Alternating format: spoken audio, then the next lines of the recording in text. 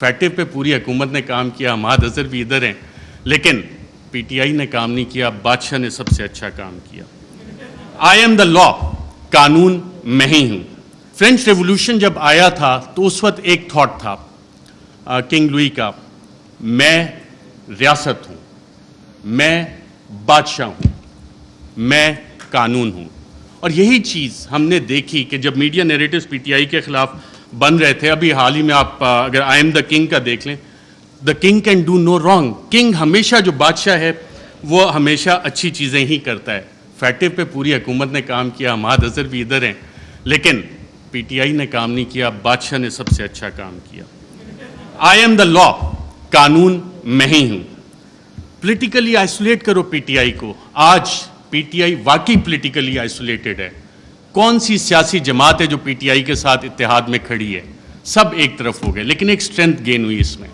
پاکستان کی عوام بغیر کسی کال کے نکل آئے، اور شاید جو وزیر اعظم عمران خان کا آخری دن تھا وزیر اعظم ہاؤس میں، اس وقت جو لوگ نکلے اور جنہوں نے رپورٹ کیا، آئی تھنک عمران ریاض تھے، باقی ہم لوگ بھی تھے، ان سب نے ایک بات نوٹ کی، آپ نے خود بھی اپنا دفتر چھوڑنا ہونا، کافی ٹائم لگتا ہے، کہ ایک شخص فوراً اٹھ کے چلا گیا اور کہا، جب سوال جواب ہوئے، کوئی رہ تو نہیں گیا، کہ اکیلا کر دیا ہے، اب اس کے ساتھ کس نے کھڑا ہونا ہے؟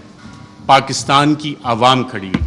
یہ وہ ڈفرینٹ فیکٹر تھا، چینج تھی، جس کو کسی بھی سازشی نے کیٹر نہیں کیا ہوا تھا۔ یہ وہ ویریبل تھا، عوام کا ویریبل تھا، جس کی وجہ سے یہ چیزیں۔ میں کوئکلی تھوڑا سا 2 منٹ اگر آپ کی اجازت ہو تو سائفر کے اوپر بھی بات کرنا چاہوں گا۔ سائفر پہ بھی میڈیا نیریٹوز بڑے بڑے مزے کے بنے، اس پہ اور ڈیبیٹ بھی ہو سکتی تھی، کافی مزے کی چیزیں تھیں۔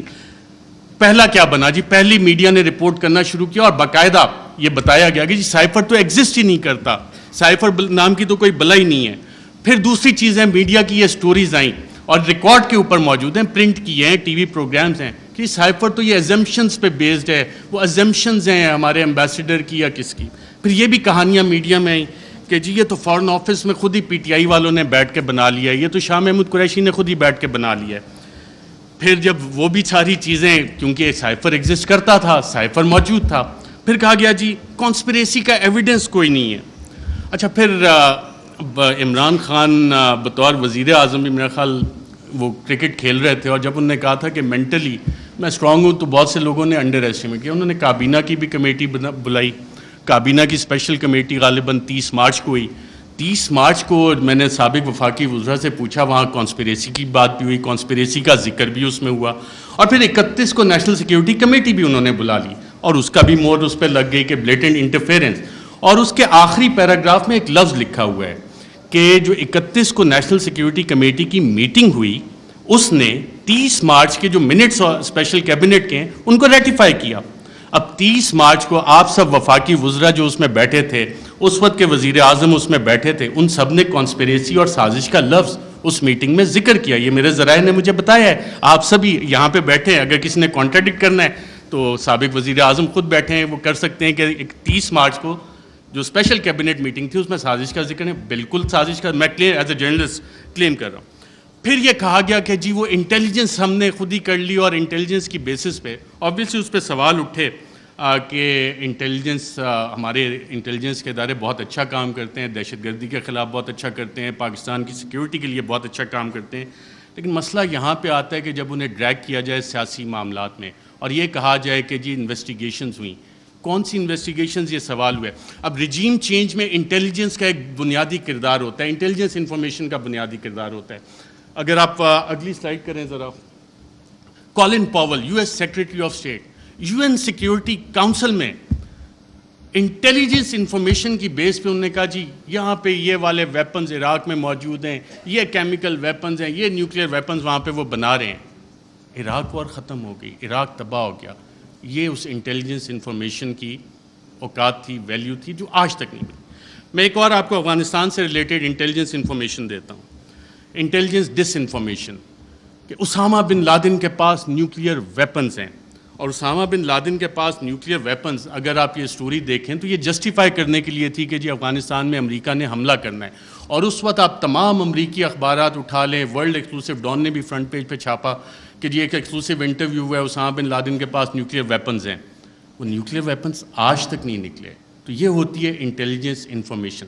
جب تک آپ تحقیقات نہیں کرتے, اسے ویریفائی نہیں کرتے, بہت سی جے آئی ٹیز میں انٹیلیجنس انفارمیشن آتی ہے, بہت اچھا کام ہوتا ہے, لیکن اس کی ویریفیکیشن چاہیے ہوتی ہے. انٹیلیجنس اور انٹیلیجنٹ انفارمیشن میں فرق ہوتا ہے.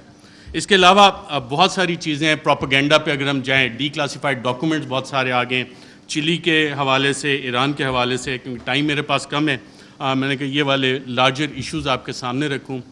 Thank you very much. صدر مملکت doctor Arif Alvi, supreme commander of the armed forces, head of the state representing unity of the republic, انہوں نے اپنے خط میں ذکر کیا ہے کہ 1951 سے شروع ہوتا ہے. لیاقت علی خان کی اسیسینیشن, ذوالفقار علی بھٹو کا بھی ذکر کرتے ہیں, پھر اس وقت پرائم منسٹر عمران خان کی حکومت کو جو نکالا گیا. Smoking gun in the hand of a conspirator, کہ ایک سازشی کے ہاتھ میں دھواں دیتی ہوئی بندوق وہ ڈھونڈنی ہے, اس کے لیے کمیشن بنانا ہے.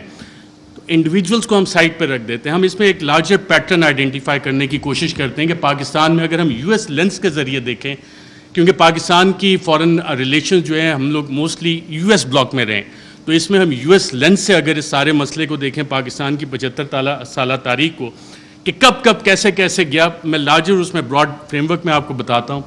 1958 martial law, 1978 martial law, 1999 martial law, یہ تمام مارشل لاء جس وقت لگے اس وقت امریکہ کے اس خطے میں انٹرسٹ ہے. 1958 میں جب ایوب خان نے مارشل لاء لگایا, لیاقت علی خان کی اسیسینیشن 2 ہفتے پہلے ان کے رشیا وزٹ سے ہوگی, آج تک نہیں پتہ لگا کہ پیچھے کون تھا. آپ آ جاتے ہیں جی martial law, SEATO, CENTO, cold war اپنے پیک پہ جا رہی تھی, امریکہ کو یہاں پہ الائز چاہیے تھے, اور ہم سیاٹو سینٹو کا حصہ بنے, رشین بلاک میں, ہم سوویٹ بلاک میں نہیں گئے, اور ہم وہاں پہ اس سائڈ پہ چلے گئے. اب وہ سارا پلان اس وقت سیاٹو سینٹو کولڈ وار جب اپنی پیک پہ گئی, تو ایوب خان, جنرل ایوب خان, انہوں نے اپنی سروسز باقاعدہ پرووائڈ کی, اور پاکستان یو ایس کیمپ میں گیا, اور اس وقت کے آپ دیکھتے بھی ہیں, بڑے پیارے پیارے ویژولز ہمیں نظر آتے ہیں. 1977 جب ہم دوبارہ آتے ہیں, تو اس وقت پھر امریکہ کے ریجنل انٹرسٹ یہاں پہ تھے, اور ہم دیکھتے ہیں کہ کوورٹ وار باقاعدہ طور پہ شروع ہوئی, افغانستان کی جنگ لڑی گئی, اور اس وقت پاکستان میں پھر مارشل لاء آ جاتا ہے. ایک پاپولرلی الیکٹڈ ڈیموکریٹک لیڈر کو پھانسی دی جاتی ہے, ایک ایسے کیس میں, غالباً سیکشن 109, فواد چودھری صاحب اگر بیٹھے ہوں تو بتائیں کہ اس میں پھانسی تو بنتی نہیں, لیکن پھانسی دے دی گئی, اور ضیاء الحق کا مارشل لاء آ جاتا ہے. یو ایس انٹرسٹ دوبارہ افغانستان میں.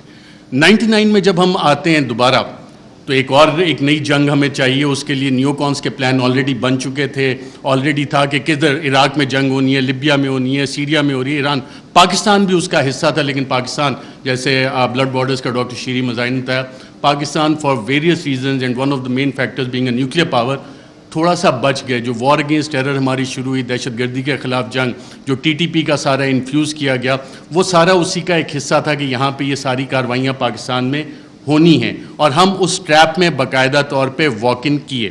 یہ والے ہم 3 فیزز جب نکالتے ہیں, اچھا ان میں ٹرانزیشن کیسے ہوتی ہے؟ ٹرانزیشن پاپولرلی ہوتی ہے. جتنے بھی یہ لوگ گئے, جب ہم دیکھتے ہیں کہ جناب ٹرانزیشن 1969-70 میں جو ٹرانزیشن آئی, وہ پاپولر اپرائزنگ ہوئی, پاپولر لیڈرز آپ کے کھڑے ہوئے. پاکستان پیپلز پارٹی کا قیام آیا, انہوں نے کہا کہ جی ناؤ ڈیڈی از نو مور ایکسیپٹیبل, میں بڑا ہو گیا ہوں, میں اپنی الگ پارٹی بناؤں گا, پاکستان پیپلز پارٹی. عوامی لیگ الگ بنی شیخ مجیب کی, اور پھر اس کے بعد کی جو الیکشن مینیپولیشن کی داستان ہے, اس کے ریزلٹس ہمارے سامنے ہیں.